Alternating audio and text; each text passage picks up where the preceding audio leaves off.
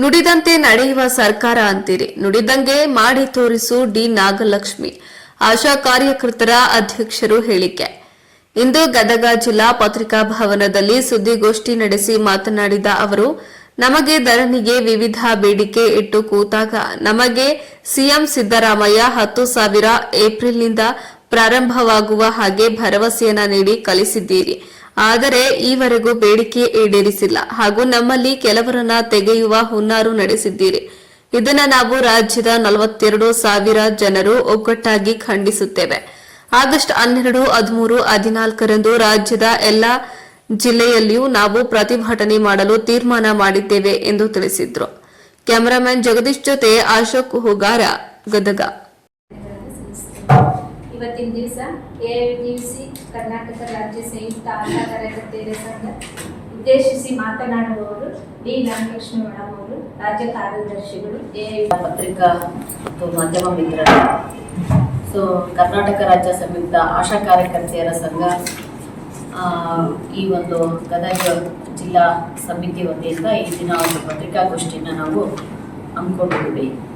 ಇದರ ಉದ್ದೇಶ ಅಂತಂದರೆ, ಆಶಾ ಕಾರ್ಯಕರ್ತೆಯರು ಕಳೆದ 17 ವರ್ಷಗಳಿಂದ ಜನಸಾಮಾನ್ಯರ ಮಧ್ಯೆ ಇದ್ದು ತಳಹಂತದಲ್ಲಿ ಕೆಲಸ ಮಾಡುವಂಥ ಆರೋಗ್ಯ ಸೇವಕಿಯರು ರಾಷ್ಟ್ರೀಯ ಆರೋಗ್ಯ ಅಭಿಯಾನ ಅಂತ ಕೇಂದ್ರದ ಯೋಜನೆ ಅಡಿಯಲ್ಲಿ ಕಳೆದ 17 ವರ್ಷದಿಂದ ರಾಜ್ಯ ಸರ್ಕಾರದ ಒಂದು ಜೊತೆಗೂಡ್ಬಿಟ್ಟು ಈ ಒಂದು ಸೇವೆನ ಅವರು ಗ್ರಾಮೀಣ ಭಾಗದಲ್ಲಿ ಜನಸಾಮಾನ್ಯರಿಗೆ, ಬಡ ಜನತೆಗೆ, ಮುಖ್ಯವಾಗಿ ನಗರ ಪ್ರದೇಶದ ಕೊಳಚೆ ಪ್ರದೇಶದಲ್ಲಿರುವಂಥ ಜನತೆಗೆ ಆರೋಗ್ಯ ಸೇವೆ ಮತ್ತು ಆರೋಗ್ಯದ ಅರಿವನ್ನು ಮೂಡಿಸುವಂಥ ನಿರಂತರ ಒಂದು ಸೇವೆನ ಅವರು ಮಾಡ್ತಾ ಇದ್ದಾರೆ. ಇವರ ಮೂಲ ಉದ್ದೇಶ ಶಿಶು ಮರಣ, ತಾಯಿ ಮರಣ ತಪ್ಪಿಸುವಂಥದ್ದು ಅಂತೇಳಿ ಪ್ರಾರಂಭದಲ್ಲಿ ಕೆಲಸಕ್ಕೆ ತಗೊಂಡಿರುವಂಥದ್ದು. ಇವರು ಒಂದು ಸೇವೆಯಿಂದಾಗಿನೇ ಇವತ್ತು ಶಿಶು ಮರಣ ಯಾವ ಮಟ್ಟಕ್ಕೆ ತಡೆಗಟ್ಟಕ್ಕಾಗಿದೆ ಅಂತಂದರೆ, ಸುಮಾರು 83% ಇವತ್ತು ಶಿಶು ಮರಣ. ಅದೇ ರೀತಿ ತಾಯಿ ಮರಣ ಕೂಡ ಸುಮಾರು 69% ಇವತ್ತು ಕಡಿಮೆ ಆಗಿದೆ. ಒಟ್ಟಾರೆ ಈ ಒಂದು ಕೆಲಸದಿಂದಾಗಿ ಇಡೀ ಆರೋಗ್ಯ ಸೂಚಿಮಾಪಕಗಳು ಹೆಚ್ಚಾಗಿದೆ ಅಂತ ಆರೋಗ್ಯ ಇಲಾಖೆನೇ ಹೇಳುತ್ತೆ.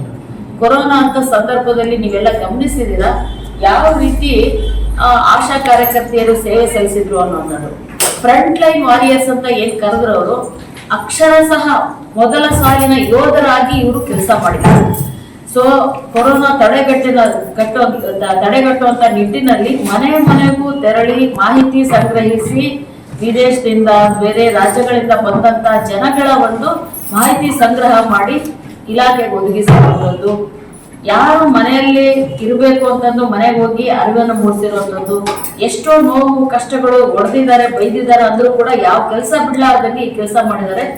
ಅವತ್ತು ಜೀವ ಕಳ್ಕೋತೀವಿ ಅನ್ನೋಂಥ ವಾತಾವರಣ ಕ್ರಿಯೇಟ್ ಆಗಿತ್ತು. ಅದನ್ನ ಮೀರಿ ಇವರು ಬೀದಿಗಿಳಿದು ಕೆಲಸ ಮಾಡಿ ಜೀವದ ಹಂಗು ತೊರೆದು ಕೆಲಸ ಮಾಡಿದ್ದಾರೆ. ಇಂಥ ಒಂದು ಸೇವೆ ಮಾಡ್ತಾ ಗೊತ್ತಿದೆ. ಕಳೆದ ಹಲವಾರು ವರ್ಷದಿಂದ ನಾವು ಹೋರಾಟ ಮಾಡ್ತಾನೇ ಇರ್ತೀವಿ. ಏನ್ ನಮ್ಮ ಸರ್ಕಾರ, ನಮ್ಮ ಗೋಳು ಇವತ್ತು. ಇದು ಸರ್ಕಾರ ಯಾರು ಬಂದ್ರೂ ಕೂಡ ನಮ್ಮ ಸಮಸ್ಯೆಗೆ ಪರಿಹಾರ ಕೊಡ್ತಾ ಇಲ್ಲ ಅನ್ನೋದೇ ಬಹಳ ದೊಡ್ಡ ನೋವಿನ ವಿಷಯ. ಕಾಂಗ್ರೆಸ್ ಇರ್ಬೋದು, ಬಿಜೆಪಿ ಇರ್ಬೋದು, JDS ಇರ್ಬೋದು, ಎಲ್ಲಾ ಕಾಲಕ್ಕೂ ನಾವು ಹೋರಾಟದಲ್ಲಿದ್ದೀವಿ. ಎಲ್ಲ ಒಂದು ಟೈಮಲ್ಲೂ ಬೀದಿಯಲ್ಲಿದೆ. ಅರ್ಥ ಏನು? ಯಾರು ಕೂಡ ನಮ್ಮ ಒಂದು ಸೇವೆನ ಪರಿಗಣಿಸಿ ಸರಿಯಾದಂತ ಪ್ರತಿಫಲ ಕೊಟ್ಟಿಲ್ಲ. ನಾವು ದುಡಿಯುವಂಥದಕ್ಕೆ ತಕ್ಕಂತ ಒಂದು ವೇತನ ಇಲ್ಲ ಅನ್ನೋದೇ ನಮ್ಮ ನೋವಿನ ವಿಷಯ. ಇವತ್ತು ಹಗಲಿರುಳು ಕೆಲಸ ಮಾಡ್ತೀವಿ, ಮಳೆ ಬಿಸಿಲು ಚಳಿ ಅನ್ನಂಗೆ ಕೆಲಸ ಮಾಡ್ತೀವಿ. ಇವ್ರು ಕೊಡುವಂಥದ್ದು ಹೋರಾಟ ಮಾಡಿ ಇವತ್ತು ರಾಜ್ಯ ಸರ್ಕಾರ ಒಂದು 5,000 ತಗೊಂಡ್ಬಂದು ನಿಲ್ಲಿಸಿದ್ದಾರೆ. ಇನ್ನು ಉಳಿದಂಗೆ ಇರುವಂತದ್ದು ಏನಂದ್ರೆ ಕೇಂದ್ರ ಸರ್ಕಾರದ ಪ್ರೋತ್ಸಾಹಧನ. ಈಗ ಅದು ಮೊನ್ನೆನೂ ಹೋರಾಟ ನೀವೆಲ್ಲ ಗಮನಿಸಿದ್ದೀರಾ. ಬೆಂಗಳೂರಲ್ಲಿ ಜನವರಿ 7ರಿಂದ 10ನೇ ತಾರೀಕು 4 ದಿನ ಅಹೋರಾತ್ರಿ ಹೋರಾಟ ಮಾಡಿದ್ರು. ಕೊನೆಗೆ ಮನೆ ಮುಖ್ಯಮಂತ್ರಿ ಸಿದ್ದರಾಮಯ್ಯ ಅವರು ಕರೆದು ಸಂಧಾನ ಮಾಡಿದ್ರು. ಆಯ್ತು, 15,000 ನಾವು ಬೇಡಿಕೆ ಇಟ್ಟಿದ್ವಿ. ಕೊನೆಗೆ 10,000 ರೂಪಾಯಿ ನಾವು ಪ್ರತಿಯೊಬ್ಬರಿಗೂ ಗ್ಯಾರಂಟಿ ಮಾಡ್ತೀವಿ.